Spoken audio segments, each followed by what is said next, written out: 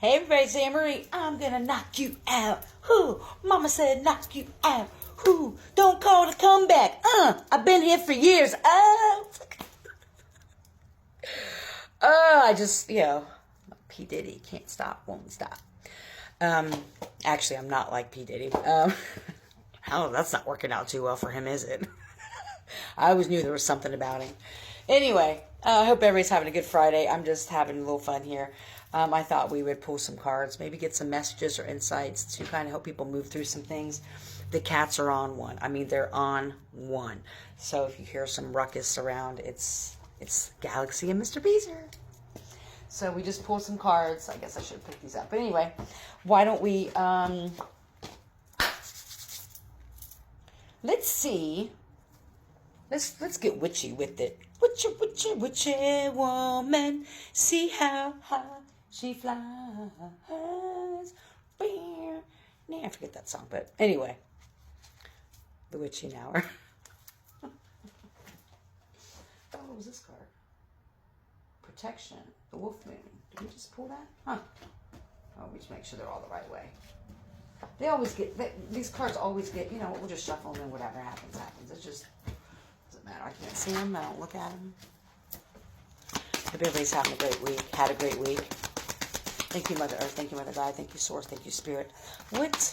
The witching hour. What does the witching hour need us to know, Spirit? What are some things that we need to be aware of? That we may not be aware of. We really are aware of, but we may not want to accept it. Now you saw me shuffle. Protection. Time to up your protection. The wolf moon, number 2, protection.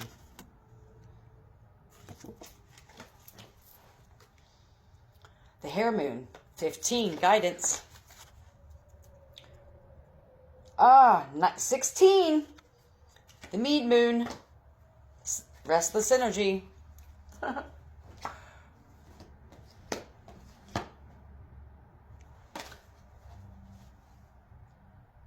Your ancestors have guidance for you. Whatever your higher power is, or whatever your things that you subscribe to of the divine light, they have some guidance that they want to give you or share with you through these cards. Spirit was like, you're giving it to him right now. Thank you, Spirit. I know. Sorry, this brawl's poking me. There may be somebody in your energy that you're unaware that you need to protect yourself from. I mean, people are like, yeah, we know. This person will have restless energy. They always have to be doing something. They always have to be busy. Can you tell us about that? I want to know about the energy we need to be protected from. And we should always be protecting ourselves. And sometimes, and I appreciate, again, a creator by the name of Dove. Her and I've messaged back and forth a few times. I just absolutely adore her. I adore a lot of creators, especially the ones that we interact. I truly love you. Divine, infinite beings. I am so grateful for those we've interacted and talked and that we've shared energy with each other and suggestions. And one of the things that she suggested to me was my protection.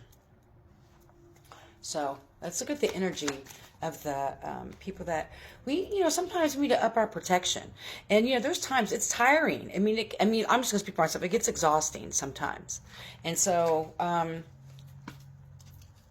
butterfly, relationship, evolving to the next phase, healing, the inner child, growth.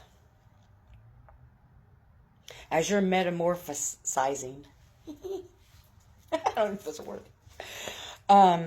It's important, especially if you're doing a lot of inner child work and a lot of healing work, to continue to protect your heart and yourself. That's what this is about. Thank you, Spirit. This is what it's about. Protecting your inner child. What does he, she, they want?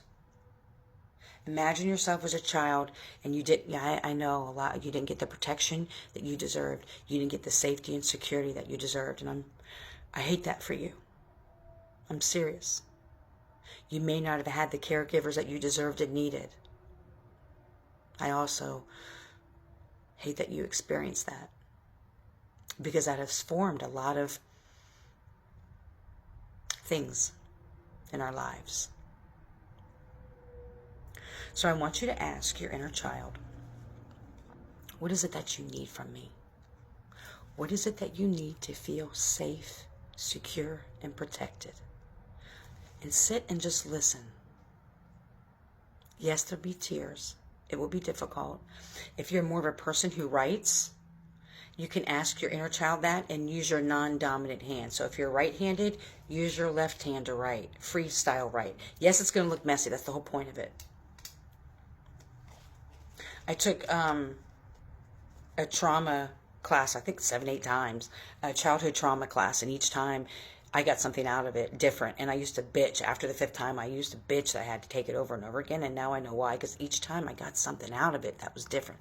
And the biggest thing, one of the biggest things, was writing with my non-dominant hand to heal inner child wounds, to see what your inner child wants. So that may be a suggestion for somebody if you like to do journaling. Because I've had so many injuries to my right hand, literally almost cut my thumb off like 2 years ago.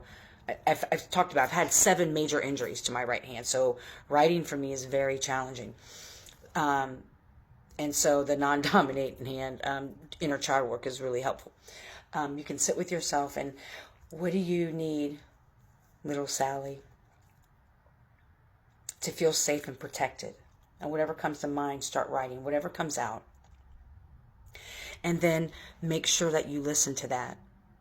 If your inner child says, I need for you not to let people, I'm just using an example, call me a bitch or make fun of me, then that means when it happens, you have to fight for your inner child.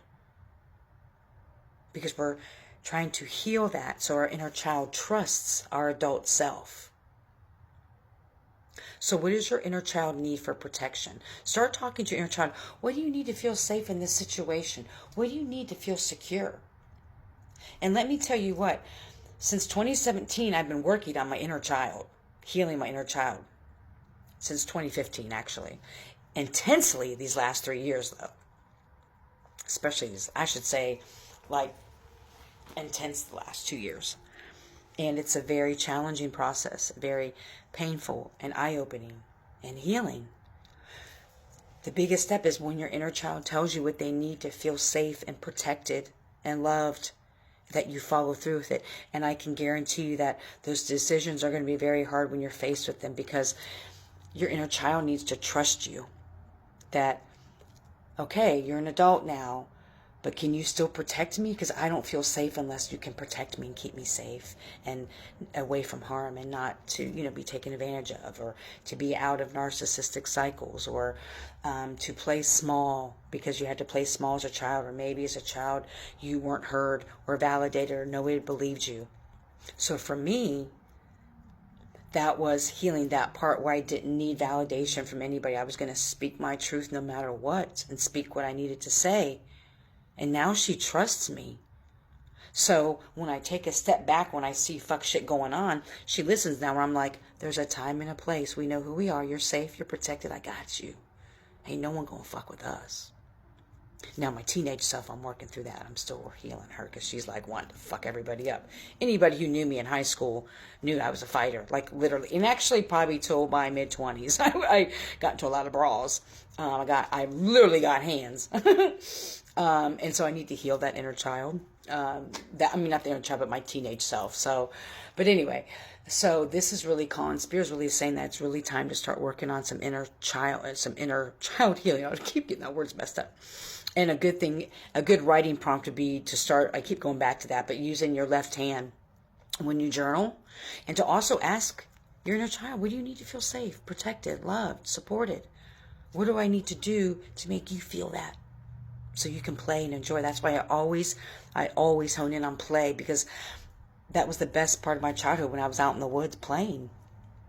And so it was magical, and that's how I've healed it. That's why I do what I do. So we're already at 10 minutes, you guys. If you want a personal reading, or you'd like more insight on how to heal your inner child, please email me at sagingofthesoul@gmail.com. I won't reach out to you. I don't ask for money. I don't have other accounts. May you be healthy, happy, full of joy. May you love and